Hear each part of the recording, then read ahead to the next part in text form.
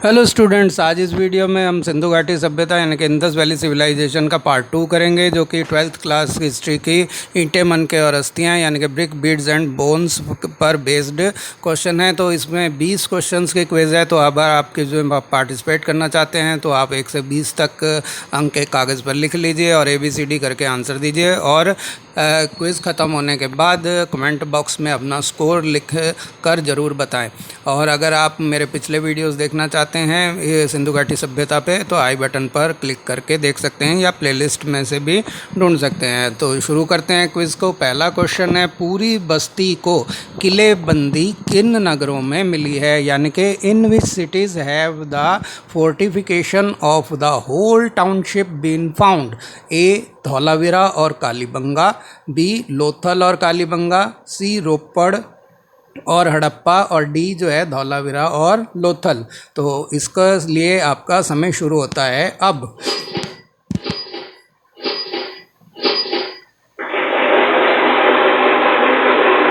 तो इसका सही जवाब है डी धौलावीरा और लोथल, यानी कि इन दोनों जगहों के शहर जो है वो पूरी तरह से चारदीवारी करके किलेबंदी की तरह किए गए थे। तो क्वेश्चन नंबर 2 है, मोहनजोदड़ो में मकानों के स्थापत्य की विशेषता थी, यानी कि the architecture of the houses in Mohenjodaro was characterised by. A मकान आंगन पर केंद्रित थे, यानी कि houses were courtyard centred, और बी जो है भूतल की दीवारों में खिड़कियां नहीं थीं, और यानी कि ground floor walls did not have windows. C जो है मुख्य द्वार से सीधे घर में देखा नहीं जा सकता था, यानी कि can not be seen directly in the house from the gateway, और डी जो है उपरोक्त सभी यानी कि ऑल ऑफ द अबव। तो आपका समय शुरू होता है अब।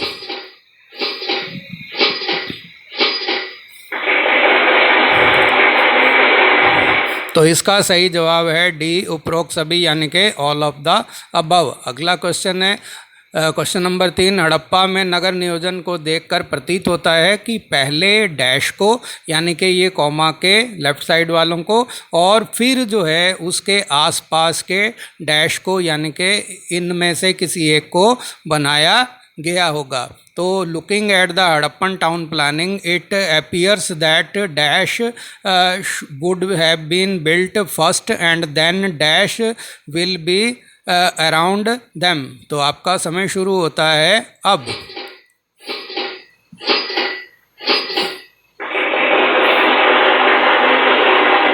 तो इसका सही जवाब है कि हड़प्पा के नगर नियोजन को देख के ऐसे लगता है कि डी ऑप्शन के हिसाब से कि नालियों और गलियों को पहले बनाया गया और फिर उसके आसपास जो है घरों को बनाया गया, यानी कि पहले ड्रेन्स एंड स्ट्रीट्स बनाए गए और फिर जो है यहाँ पर हाउसेज उसके आसपास बनाए गए, यानी कि पूरी प्लानिंग के साथ इन शहरों को बनाया गया था। और आजकल भी ऐसे प्लानिंग वाले शहर जो हैं आधुनिक समाज में भी बहुत कम देखने को मिलते हैं। यहाँ पहले घर बन जाते हैं और बाद में नालियाँ और गलियाँ बनाई जाती हैं, जिसकी वजह से सारा जो है अव्यवस्थित रूप से कार्य होता है। तो ये फुल्ली प्लान्ड एक शहर थे जो कि आज से इतने 4000 वर्ष से भी अधिक समय पूर्व बनाए गए थे। क्वेश्चन नंबर 4 है, यह चित्र में प्रदर्शित जो नक्शा है वो किसका है, यानी कि whose map is to shown in the picture. A नगर यानी कि सिटी, बी वृहद स्नानागार यानी कि लार्ज बाथ, और सी जो है दुर्ग यानी कि फोर्ट, और डी जो है विशाल अन्नागार यानी कि ह्यूज ग्रेनरी। तो आपका समय शुरू होता है अब।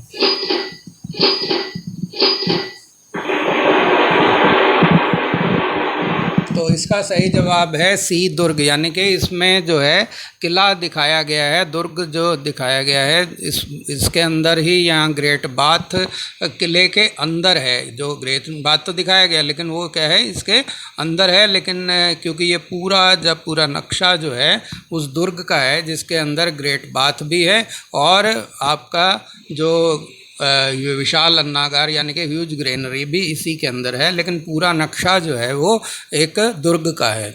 अगला क्वेश्चन जो है, मोहनजोदड़ो के लोग एकांत प्रिय थे, इस तथ्य के साक्ष्य हैं, यानी कि the people of Mohenjodaro was reclusive evidence of this fact. A जो है घर के मुख्य द्वार से सीधे घर के अंदर देख पाना संभव नहीं होना, यानी कि it is not possible to see inside the house directly from the main gate of the house. B जो है भूतल की दीवारों में खिड़कियां ना होना, यानी कि no windows in the ground floor. और सी जो है किसी से ना मिलना जुलना, यानी कि नॉट टू मीट समवन, यानी कि किसी से भी नहीं मिलते जुलते थे। और डी जो है ए और बी दोनों, यानी कि बोथ ए एंड बी। तो आपका समय शुरू होता है अब।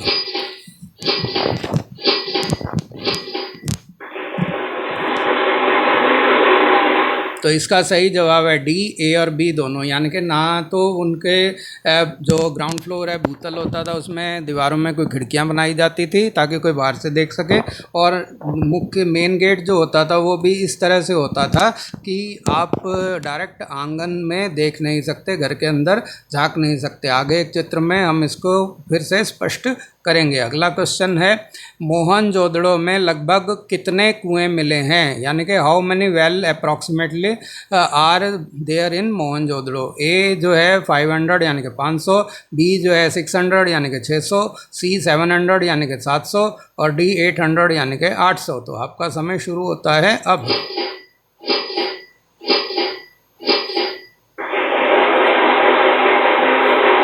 तो इसका सही आंसर है सी, यानी कि यहाँ पर लगभग 700 कुएं जो है मोहनजोदड़ो में मिले हैं। क्वेश्चन नंबर 7 है अर्नस्ट मेके ने अपनी पुस्तक अर्ली इंडस सिविलाइजेशन के अनुसार निश्चित रूप से यह अब तक खोजी गई सर्वथा संपूर्ण प्रणाली है, यह कथन किसके विषय में कहा है। यानी कि उन्होंने कहा कि ये जो प्रणाली खोजी गई है ये सर्वदा संपूर्ण प्रणाली है। तो ये इन्होंने अपनी पुस्तक अर्ली इंडस सिविलाइजेशन जो 1948 में प्रकाशित हुई थी उसमें उन्होंने लिखा है। तो according to Ernest Mackay, early in the civilization, it is certainly the most complete system ever discovered. What is this statement about? A. सिंचाई व्यवस्था यानी कि इरिगेशन सिस्टम, बी नालियों के विषय में यानी कि अबाउट ड्रेन्स, सी गृह निर्माण के विषय में यानी कि अबाउट होम बिल्डिंग और डी उपरोक्त सभी यानी कि ऑल ऑफ द अबव। तो आपका समय शुरू होता है अब।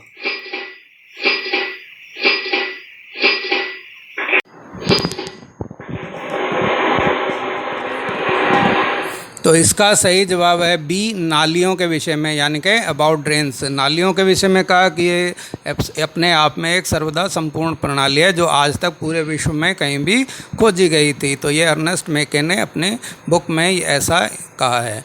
क्वेश्चन नंबर 8 जो है चित्र किससे संबंधित है, यानी कि जो चित्र दे रखा है ये किससे संबंधित है। ये थोड़ा सा क्वेश्चन में संपूर्णता देने के लिए मैंने इसमें काफ़ी सारे क्वेश्चन एक साथ पूछ लिए हैं। वैसे अलग अलग पूछते तो इस पे 4 क्वेश्चन बन सकते थे, लेकिन एक ही क्वेश्चन में इसको समराइज़ किया है ताकि इस चित्र से संबंधित कोई भी बात अगर पूछी जाए तो आप उसको जो है एक प्रश्न के द्वारा अच्छे से समझ सकें। तो इसमें जो है पहले तो ये बताना है कि ये चित्र किससे संबंधित है, यानी कि किसका है, what is the picture related to, और फिर बताना है कि ये जो 3 सर्किल बने हुए हैं 1 2 3 ये किस चीज़ को बता रहे हैं, what are the circle 1 2 and 3 indicating. और 4th जो है ये एरो ये क्या किसको दिखा रहा है ये भी हमारे को बताना है। तो इसका ऑप्शन ए है कि ये मोहनजोदड़ो का घर है यानी कि बिग हाउस ऑफ मोहनजोदड़ो, और 1 जो है प्रवेश द्वार यानी कि गेटवे को दिखा रहा है, बी जो है कुएं यानी कि वेल को दिखा रहा है, और सी जो है ये 3 जो है 3 सीढ़ियों को यानी कि स्टेयरकेस को दिखा रहा है, और 4th जो है ये आंगन को दिखा रहा है। जबकि आपका बी जो है ये बता रहा है कि ये एक आधुनिक घर है, मॉडर्न हाउस है, और एक जो है वो मुख्य द्वार को दिखा रहा है यानी कि गेटवे को दिखा रहा है, 2 जो है एक बाल्टी को दिखा रहा है, बकेट को दिखा रहा है, और 3 जो है स्टेयरकेस दिखा रहा है, सीढ़ियाँ दिखा रहा है, और 4 जो है लॉबी है। 5 जो सी है वो बता रहा है कि ये एक हड़प्पा का घर है यानी कि हड़प्पन हाउस है, और ए जो है प्रवेश द्वार है यानी कि ये आपका गेटवे है, और बी जो है वेल है यानी कि कुआं है, और 3 जो है स्टेयरकेस यानी कि सीढ़ियां हैं, और 4 जो है वो लॉबी को दिखा रहा है, और डी बता रहा है कि ये लोथल का घर है, और 1 जो है वो पशुओं का स्थान है, 2 जो है वो टब है, और 3 जो है वो स्टेयरकेस यानी कि सीढ़ियाँ हैं, और 4 जो है वो लॉबी है। तो आपका समय शुरू होता है अब।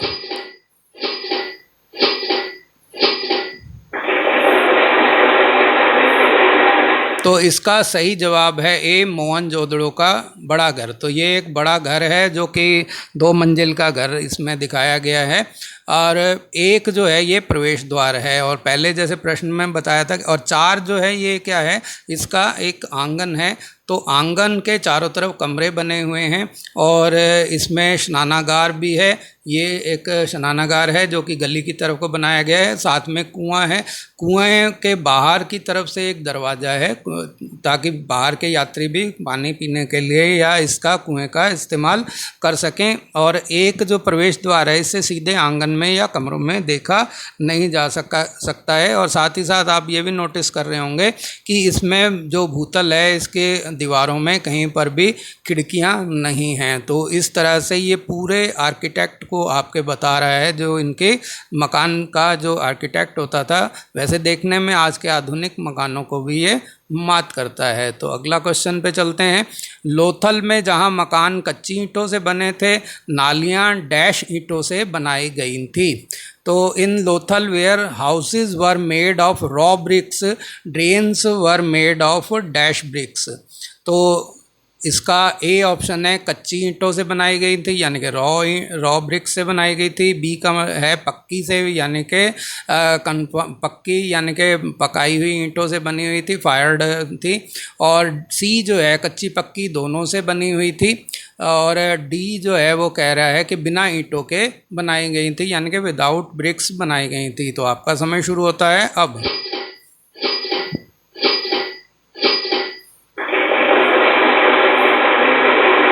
तो इसका सही जवाब है बी, पक्की ईंटों की बनी हुई थी। अगला क्वेश्चन है क्वेश्चन नंबर 10। विशाल जलाशय के निर्माण में ईंटों को जोड़ने में डैश का इस्तेमाल किया गया था।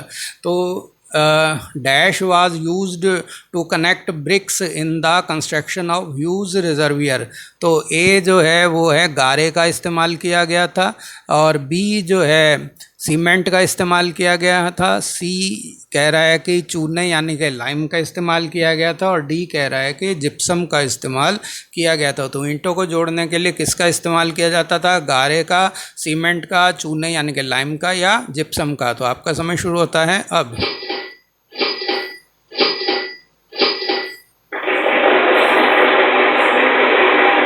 तो इसका सही जवाब है कि जिप्सम, डी, वो ईंटों को जोड़ने के लिए जिप्सम का उपयोग करते थे। आज के उस ज़माने में भी सीमेंट उद्योग में जिप्सम जो है वो इसको सीमेंट को जोड़ने की शक्ति प्रदान करने के लिए इस्तेमाल किया जाता है। अगला क्वेश्चन जो है क्वेश्चन नंबर 11। हड़प्पा सभ्यता के शवाधानों यानी कि जहाँ शवों को ठिकाने पर लगाया जाता है या कब्रों को का अध्ययन करने से पता चलता है। Studying the burials of the Harappan civilisation shows. A शारीरिक बनावट को बताते हैं यानी कि ऑन्टोमेनिकल, और बी जो है मृत्यु के बाद के जीवन का यानी कि लाइफ आफ्टर डेथ। सी जो है मृत्यु के कारणों का यानी कि कॉजेज ऑफ डेथ, और डी जो है सामाजिक विभिन्नता का यानी कि सोशल डाइवर्सिटी को बताते हैं। तो आपका समय शुरू होता है अब।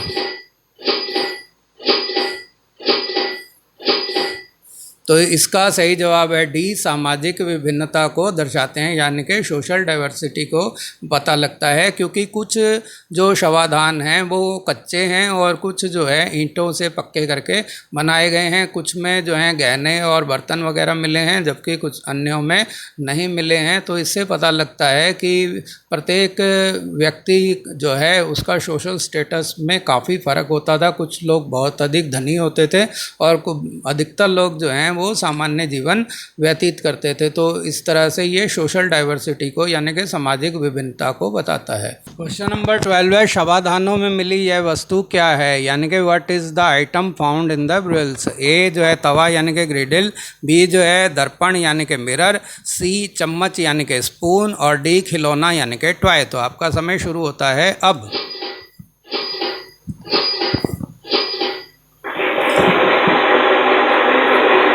तो इसका सही जवाब है बी दर्पण, यानी कि ये लोग जो हैं साज सजावट में ज़्यादा ध्यान देते थे और काफ़ी आकर्षित रखते अब लगने के प्रयास करते थे, इसलिए कई जगह जो है इस तरह का ये कांसे का बना हुआ दर्पण जो है वहाँ पर मिला है। अगले प्रश्न में चलते हैं। क्वेश्चन नंबर 13, शवादानों में गहने मिले हैं, यानी कि ऑर्नामेंट रिसीव्ड फ्रॉम रॉयल्स। ए केवल महिलाओं के यानी कि वुमेन्स ओनली।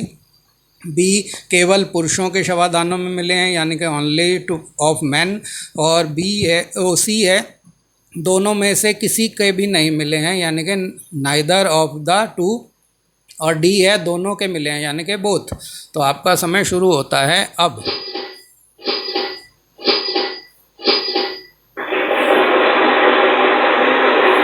तो इसका जवाब है डी दोनों के, यानी कि दोनों ही शवादानों में स्त्री और पुरुषों के गहने मिले हैं, यानी कि सजने संवरने का इनको पुरुषों और महिलाओं को दोनों को ही शौक रहा है। क्वेश्चन नंबर 14 है जैस्पर था, यानी कि जैस्परवाज। ए वस्त्र यानी कि क्लोथिंग। बी जो है मोहर यानी कि सील। सी कीमती पत्थर यानी कि प्रीशियस स्टोन। और डी जो है एक परंपरा यानी कि ए ट्रेडिशन। तो आपका समय शुरू होता है अब।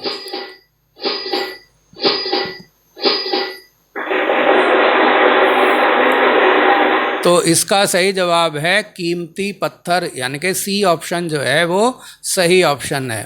अगला क्वेश्चन है क्वेश्चन नंबर 15, पुरातत्वविद उन पदार्थों को कीमती मानते हैं जो ए दुर्लभ या महंगी हों, यानी कि बी रेयर एंड एक्सपेंसिव।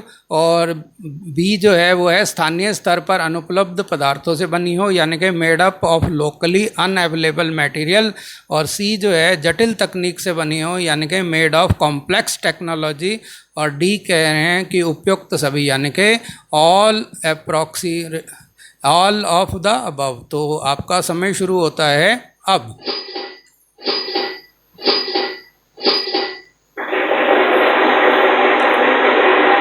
तो ऑल एप्रोप्रिएट यानी कि उपयुक्त सभी, डी ऑप्शन जो है वो आपका सही ऑप्शन है। अगला क्वेश्चन है क्वेश्चन नंबर 16, इस बर्तन को बनाने में प्रयुक्त पदार्थ है, यानी कि the substance used to make this pot is.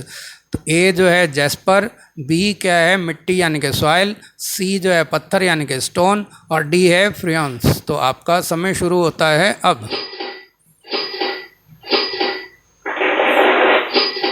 तो इसका सही जवाब है डी फ्रियॉन्स, यानी कि ये जो बना हुआ है बर्तन ये फ्रियॉन्स से बना हुआ है। अगला क्वेश्चन है 17th क्वेश्चन, फ्रियॉन्स बनाने में पकाया जाता था, यानी कि फ्रियॉन्स वर इन मेकिंग। तो ए जो है बालू या रेत को, यानी कि फ्रियॉन्स बनाने के लिए बालू या रेत को पकाया जाता था, गर्म किया जाता था, यानी कि सैंड।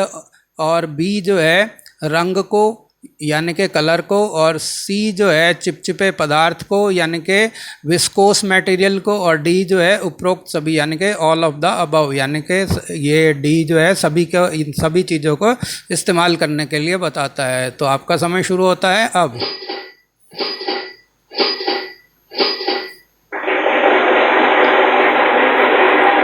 तो इसका सही जवाब है डी उपरोक्त सभी। अगला क्वेश्चन है 18th क्वेश्चन, मोहनजोदड़ो और हड़प्पा में मिले फ्रियॉन्स के बर्तन डैश के काम आते थे, यानी कि the pots of faience found in Mohenjodaro and Harappa were used for. A सजावट यानी कि डेकोरेशन। बी सुगंधित द्रव्यों को भरने के, यानी कि फिलिंग ऑफ एरोमेटिक लिक्विड। और सी है पानी भरने के, यानी कि टू फिल वाटर। और डी है अनाज इकट्ठा करने के, यानी कि टू कलेक्ट ग्रेन्स। तो आपका समय शुरू होता है अब।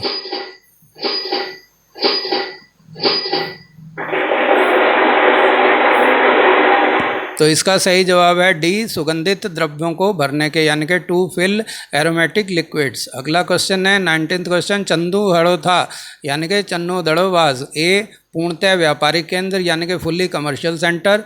बी जो है पूर्णतः कृषि केंद्र, यानी कि फुल्ली एग्रीकल्चर सेंटर। सी पूर्णतः शिल्प केंद्र, यानी कि फुल्ली क्राफ्ट सेंटर। और डी उपरोक्त सभी, यानी कि ऑल ऑफ द अबव। तो आपका समय शुरू होता है अब।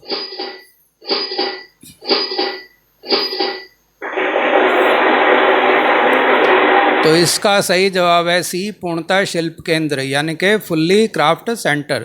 लास्ट क्वेश्चन है इस वीडियो का, मनके बनाने में प्रयुक्त कार्निलियन का रंग था, यानी कि the colour of carnelian used is in making beads was A पीला यानी कि येलो, बी लाल यानी कि रेड, सी नीला यानी कि ब्लू और डी हरा यानी कि ग्रीन। तो आपका समय शुरू होता है अब।